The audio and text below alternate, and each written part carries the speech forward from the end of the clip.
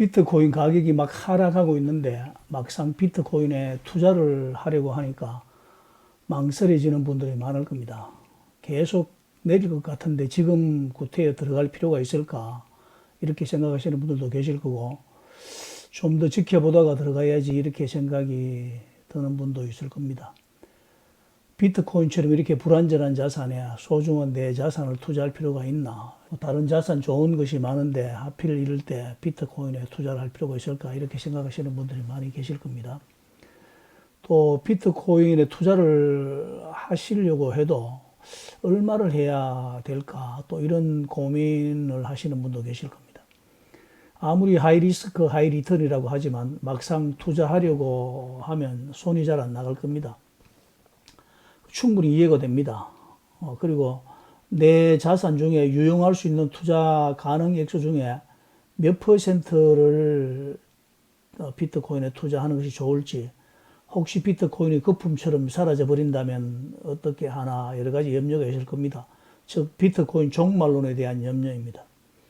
이런 상황에서 아메리칸 비트코인 코퍼레이션, 이 회사가 채굴기 11,298대를 추가로 구매하는 계약을 체결했다는 뉴스가 보입니다.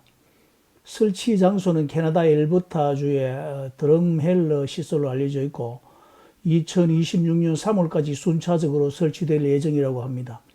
다음 달까지 설치하는가 봅니다. 이런 뉴스는 눈이 번쩍 뜨이는 뉴스 아닙니까? 우리는 비트코인 100만 원 투자해볼까 이렇게 생각하다가 그건 너무 적은데 1000만 원 정도는 투자해야 하지 않을까.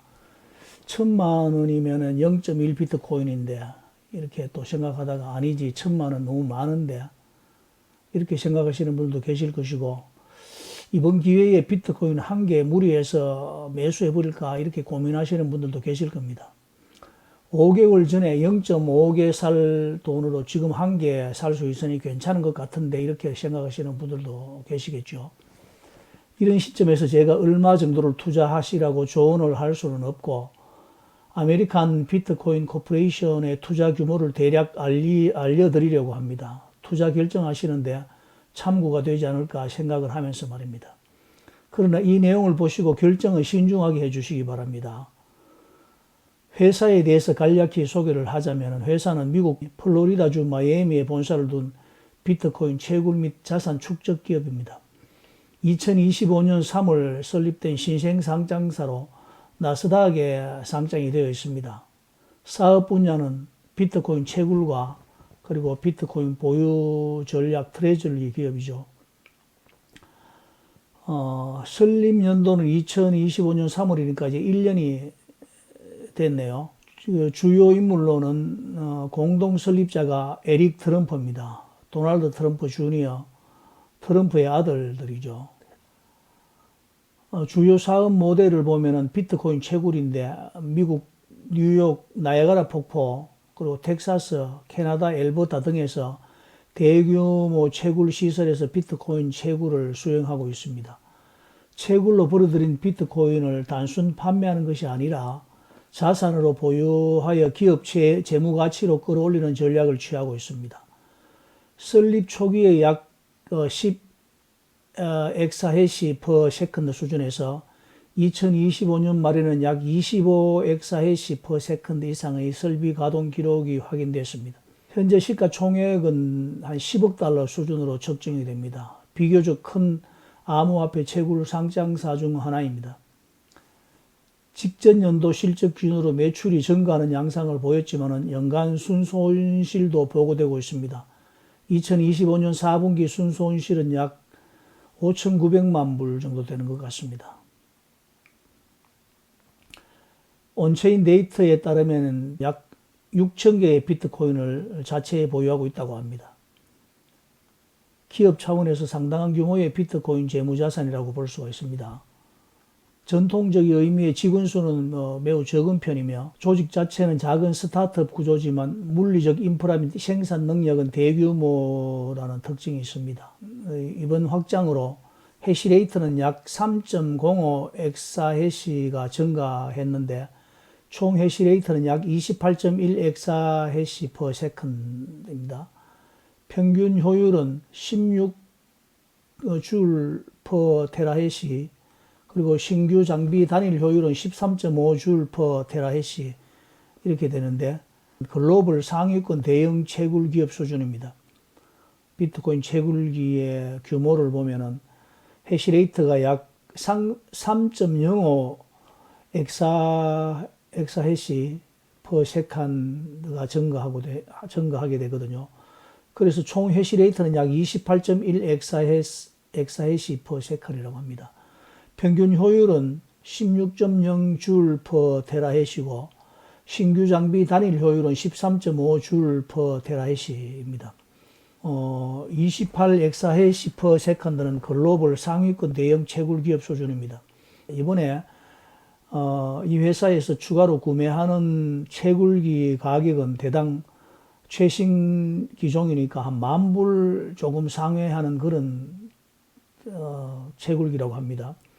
원화로 1,500만 원이라고 가정한다면은 뭐 수천억 원을 투자한다는 말입니다. 설비를 늘리는데 수천억 원을 투자한다는 뜻입니다. 이 산업이 장래성이 없는데도 이런 투자가 가능하겠습니까? 여기서 우리가 핵심은 뭐냐 하면은 대수가 아니고 효율이라는 말입니다. 현재 업계 최상위 장비가 13에서 15줄 퍼 테라헤시 구간인데 이번에 새로 구입하는 장비는 13.5줄 퍼 테라헤시니까 거의 최상급이라고 볼 수 있습니다. 이게 왜 중요합니까? 채굴은 결국 전기료 싸움이거든요. 비트코인 가격이 떨어지면 저효율 장비부터 적자로 전환됩니다. 그러면 어떻게 됩니까? 저효율 채굴자는 퇴장하고 고효율 채굴자는 살아남습니다. 이번 투자는 단순 확장이 아니라 치킨 게임 대비 전략입니다. 산업 재편을 대비한 투자라고 봐야 되겠죠. 총 해시 28.1 엑사헤시 퍼 세컨드, 이 말은 현재 글로벌 해시레이트는 약 600 엑사헤시 퍼 수준으로 가정한다면 점유율이 4에서 5% 정도입니다.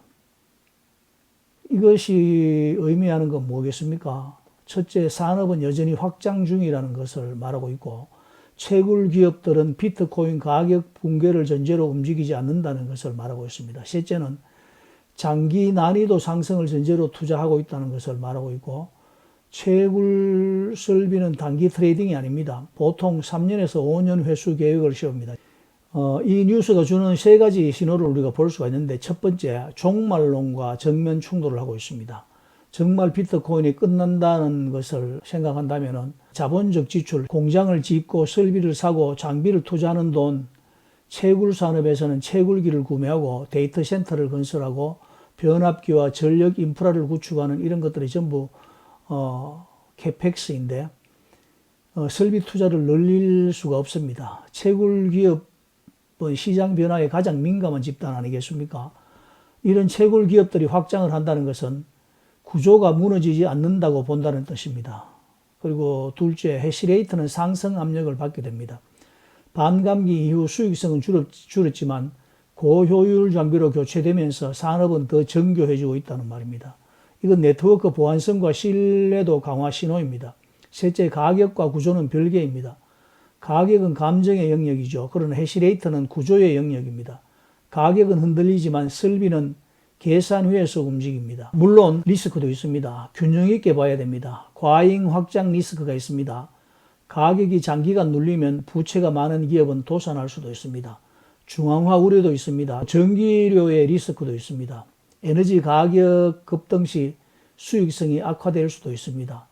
산업 확장은 양날의 금이라고 볼 수 있습니다. 미션서의 채굴기를 새로 정설한다는 것은 단기적으로 가격 상승 신호로 볼 수는 없습니다. 그러나 중장기 구조적으로 신뢰가 강화된다는 신호는 맞습니다. 채굴 산업이 위축되는 것이 아니라 고도화되고 있다는 말입니다. 약한 채굴자는 탈락하고 강한 채굴자는 대형화된다는 말입니다. 이건 붕괴 국면의 모습이 아니죠. 성숙하는 산업의 모습입니다. 비트코인 채굴은 결국 전기료 싸움입니다. 채굴자는 비트코인 가격을 통제할 수가 없습니다. 난이도도 통제할 수 없습니다. 통제할 수 있는 것은 오직 두 가지죠. 전기 단가와 장비 효율입니다. 이 두 가지가 합쳐져서 채굴 원가가 결정됩니다. 예를 들어 보겠습니다.